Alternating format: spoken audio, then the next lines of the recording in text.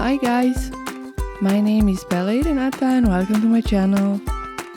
I hope you will join me today in creating this lovely page using products from one of Stamperia's recent releases called Secret Diary.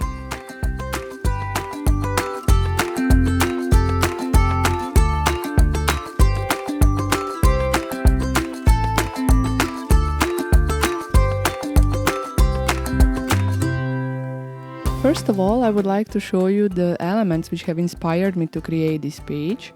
They come from this Ephemera pack from Secret Diary release and contain many lovely elements that you can combine for creating your page focal interests. At the end, I will adhere my page to this art journal album, but first I will pick one of these pre-cut papers that I am keeping here. And they are all from Canson Mix Media Imagine paper pad. Now let's first create this background. I have put my paper in the pizza box so I would make less mess. And I am spraying Distress Oxide in Antique Linen and Shabby Shutters colors. If you don't have Distress Oxide sprays, you can achieve a somewhat similar result using Distress Oxide ink pads or Distress Oxide acrylic paints. Now that first layer was dry, I wanted to add just a tiny touch of color using antique linen in the ink pad form and peeled paint. This step wasn't very necessary, to be honest, as usually I was just having fun adding some more shades and playing around. If you are wondering why am I keeping that piece of paper there, it's just that I don't mess up my fingers and not to leave a fingertip print on my background. Though that's not a big deal, honestly. I was just giving a try in being a neat crafter. To make my coloring more uneven, I am adding some splatters using clear water.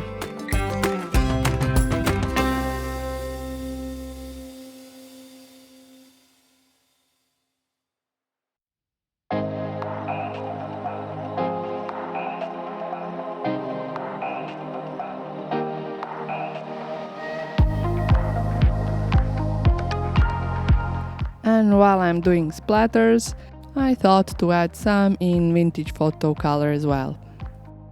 Later on I will add a couple of more details in vintage photo color so it would look all more cohesive.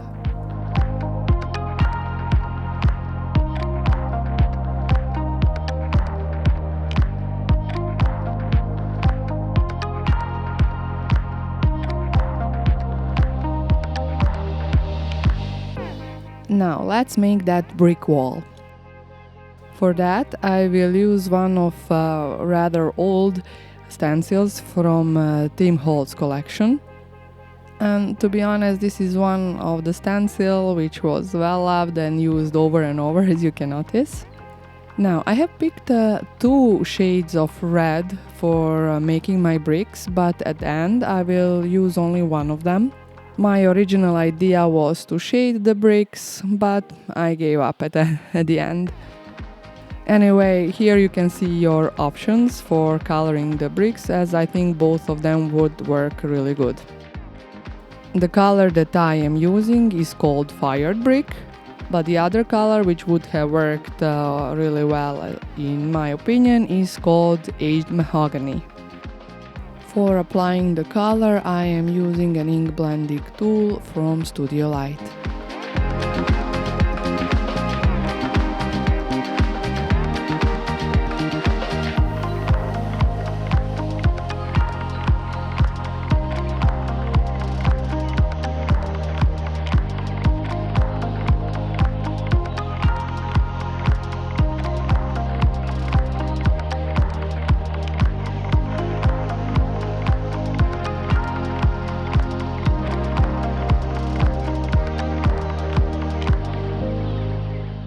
At this point I didn't want to add any more bricks as I think it would be too much. And once again I'm trying to show you the colors which would have worked good for bricks. But now let's create the window, or rather the view from the window. For that I needed a blank paper and I'm drawing the frame of the window so I know what kind of area I want to color. Here I'm using my art journal page instead of a ruler.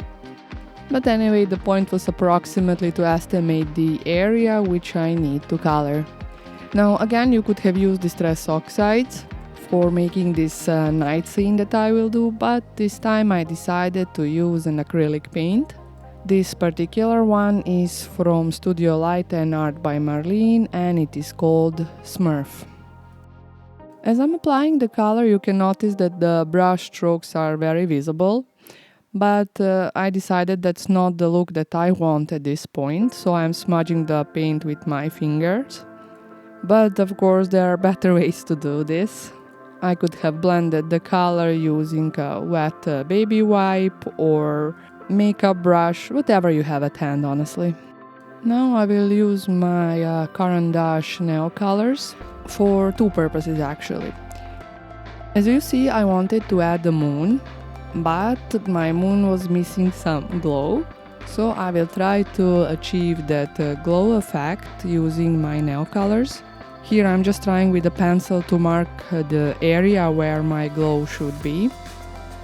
And I am adding white color, following the shape of the moon. For blending this white effect, it would have been enough to use your finger, but for some reason I decided to use a water brush, which kinda complicated it for me. I don't know. Honestly, both options work really fine. Anyway, here I am adding a bit of golden yellow color as well to emphasize my glow effect.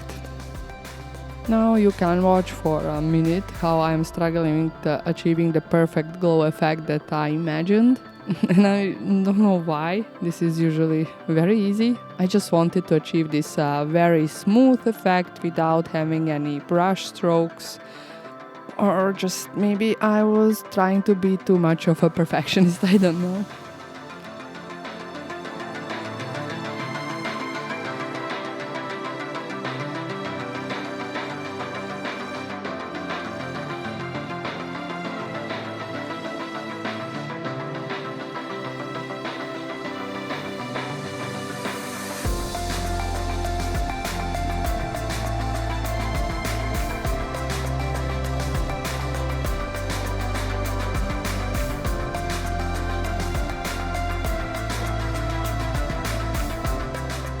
Okay, now I thought this was enough. I got the effect that I imagined, and now I will use the same Neocolors to add some stars on my night sky.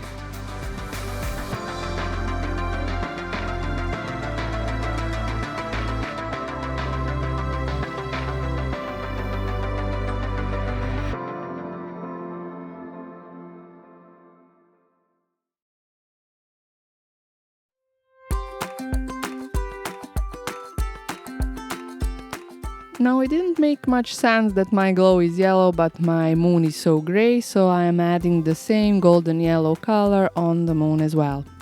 In my opinion, it's always these kind of small details that will make your art journal page stand out.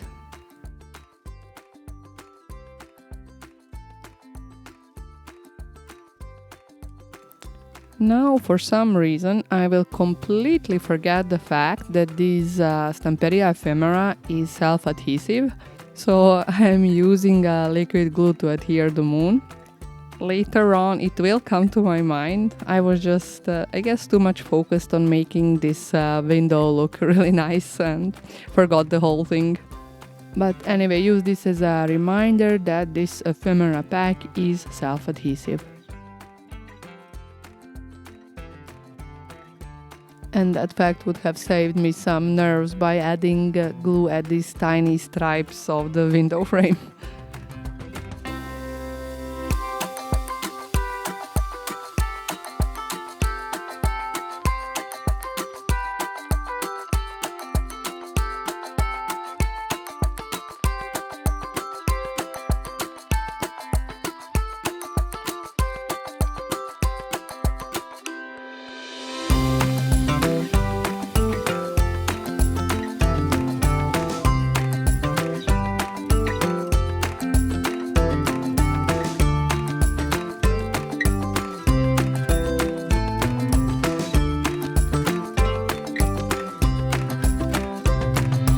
Before I adhered the window, I decided to add some more details on the background.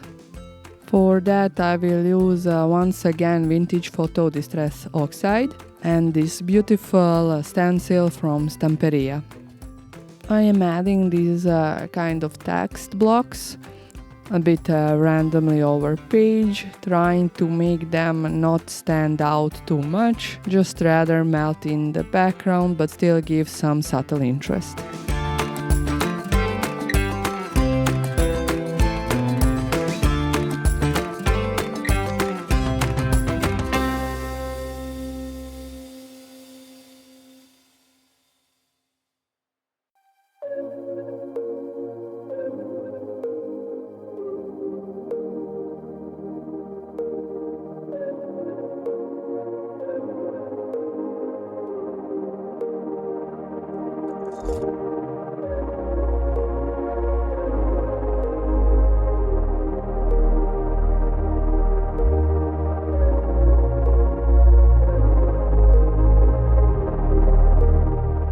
Here once again I will have an adhering brain failure and I will use a weird method to adhere my window. First I thought to use this double-sided sticking tape, but then I will change my mind and I will switch to liquid glue. I don't know at this point what I was thinking, mixing and matching these adhering methods. But anyway, it is really not that important. You use whatever products you have for adhering, the end result is what matters from this perspective.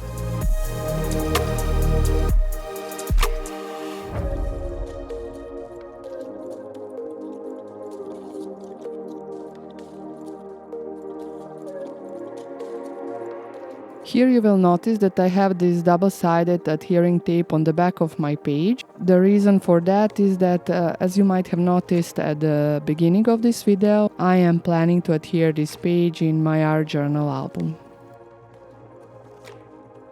And yay me, I finally remembered that these elements are self-adhesive. So now from this point I will properly adhere my ephemera. But before I continue doing that, I thought to use some rub-ons as well, again from Stamperia Secret Diary Collection. And in next 2 minutes you can see me mix and match these elements to finalize my layout.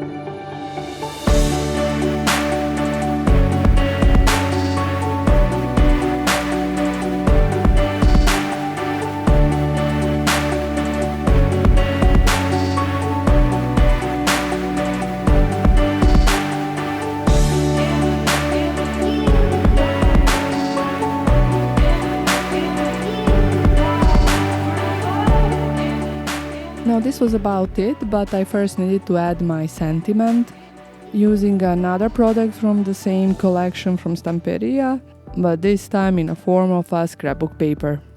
This scrapbooking paper is really beautiful and full of lovely sentiments with just a little vintage touch to them.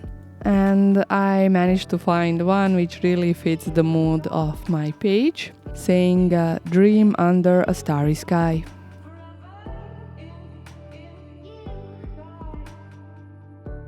Once again I will use Distress Oxide in Vintage Photo Color to darken the edges of my sentiment so it would match the other elements better, and adhere it using a liquid glue.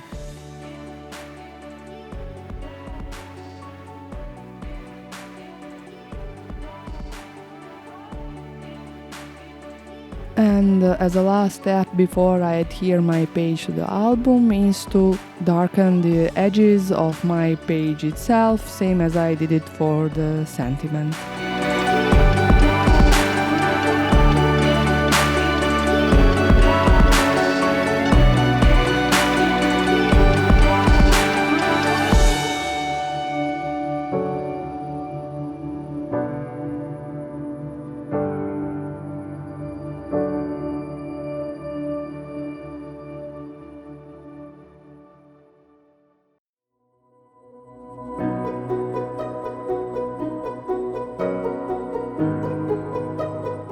And this is about it for my project today. I think this collection from Stamperia is really beautiful, and I will for sure be creating some more pages with it.